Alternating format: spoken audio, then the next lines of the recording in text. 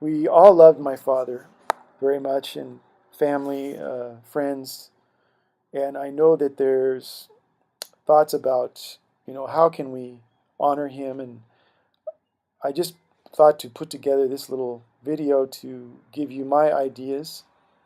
I have about 3 different ideas of how we can really, I think, really bring um, honor to my father and his memory, and to empower his legacy further.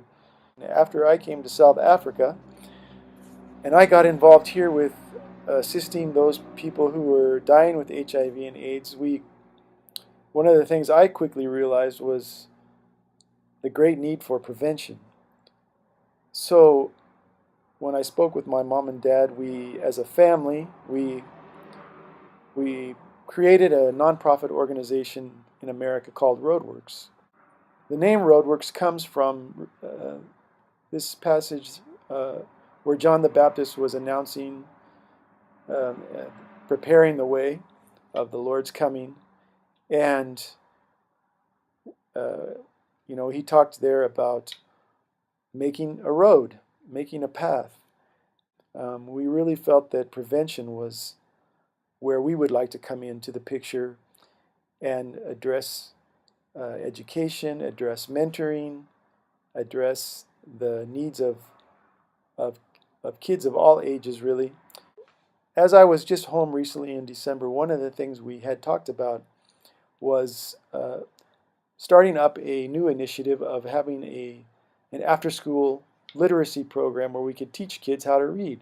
I've been thinking about how can we really honor my father. I think one of the greatest things we could do is by seeing this initiative come about. The second thing I've been thinking about is I would like to build an outdoor eating area for the kids that would be able to sit under a shaded sitting area where they could have lunch and have their breakfast.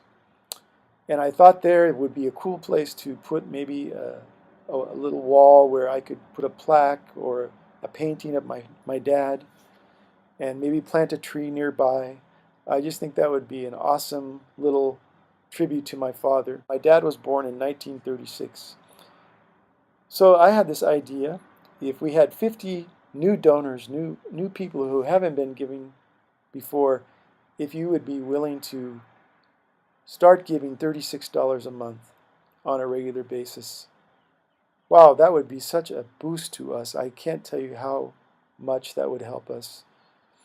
And what a tribute that would be to my father. I think he would be so happy to see Roadworks advance, to see us make progress. There's three different ways that you can give.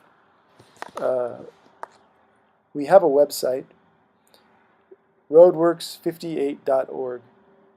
That 58, by the way, comes from Isaiah 58, and if you open up that passage and read it, you'll see that really is the foundation of our organization. So there at that website, roadworks58.org, you will find a donate button that's linked to PayPal. And also there on that website, you will find a P.O. box that is a box in Dallas, Oregon. My mom would pick up donations there and receipt you for those. And then the third way that you can give, we do have a Roadworks Facebook page, and if you like that page, you can follow what we're up to here. I put pictures there regularly, and I just try to keep you up to date there. There is a donate button on that page as well. I have a video that I started to make last week, and it was before my father passed. I've been wanting to make a video for so long now, just to show you around the preschool, to show you around the community that I'm in, to give you a feel for the place. So I think what I'll do is I'll show you that short video now, and I'll come back with a message, just a closing comment. Hi, I'm John Finkbeiner. I came to South Africa about 10, 11 years ago now. When I first came to South Africa, I came to assist those people living with HIV and AIDS. You can see down in this valley here, there's a village. You'll see there's many villages like this scattered all around this area. And even though you can see this is rural grassland area, cattle farming, you will see goats and chickens walking around.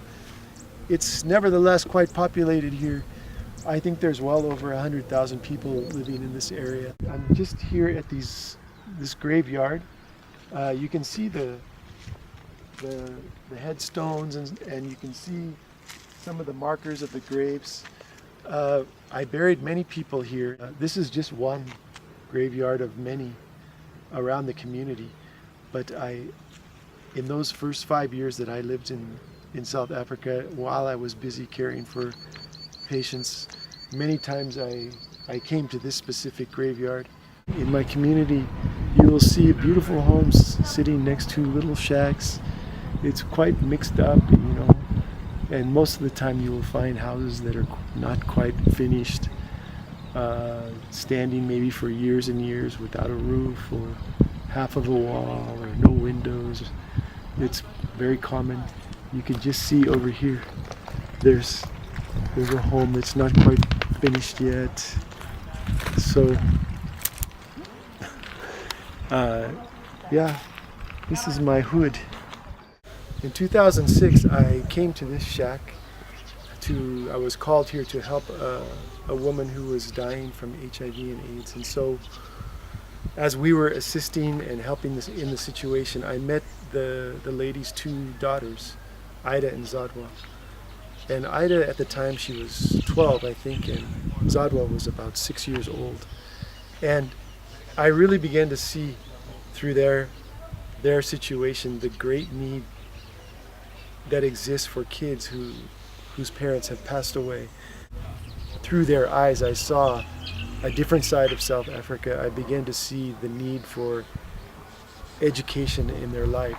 I really began to see the need to turn towards prevention and to find a way to help kids, to develop them, to mentor them, so that they would make better choices in their life and have a better education.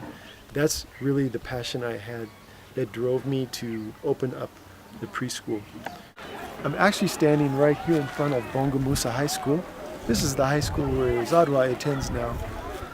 And I came here because I want to talk a little bit about the education system.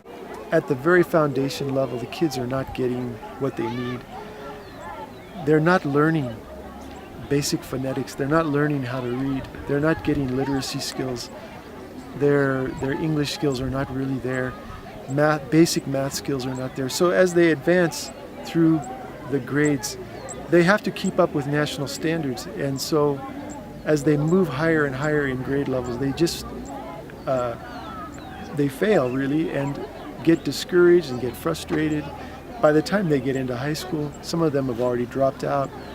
When you don't have that education and that future to look forward to, you lose hope, really. You absolutely just lose hope. So that's really what motivated me in bringing in the preschool idea.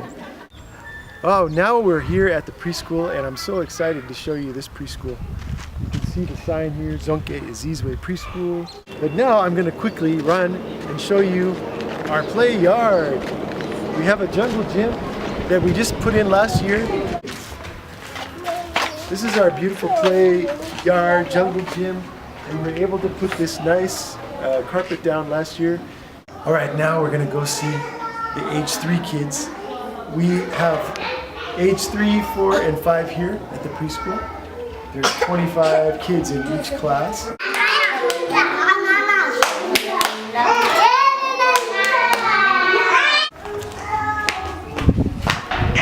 I think they're sleeping.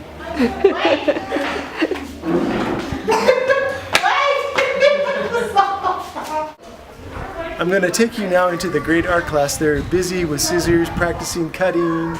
So let's just go in and see what they're doing.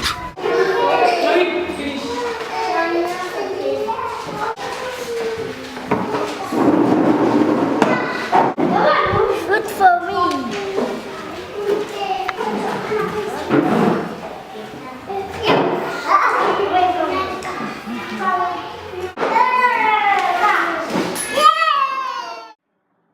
Thanks for watching through this video with me. Um, I hope that gave you a little better picture of just the context and the setting here. Uh, you know, I miss my dad so much, and I know that all of you miss him too.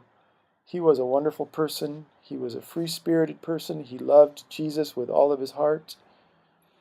He loved the children of South Africa. He loved coming here so much.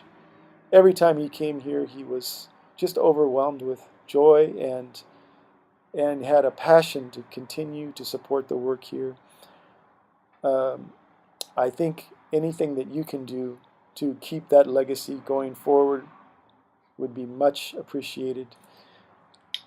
My plan is to come back in June, July, and spend time with my mom, to see my sister.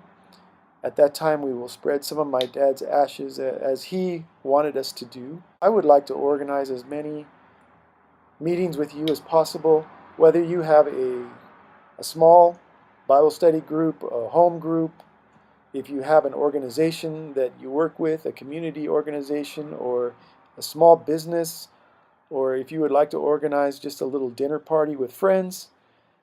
Anything that's casual, informal is fine with me. I would love to make little presentations like that to people to build up our support base for what we're doing here. So I would love if you could afford me that opportunity, and just please contact me so we can arrange that. Leave you now with a few pictures of my father, recent pictures that when we were together. I know he would want us to remember him in a joyful way. His life was well lived. And so even though I do feel very sad at the moment, I know that his life will be remembered as a joy to so many. Thank you so much. Who through all changes faithful will remain. Be still, my soul, your best you have.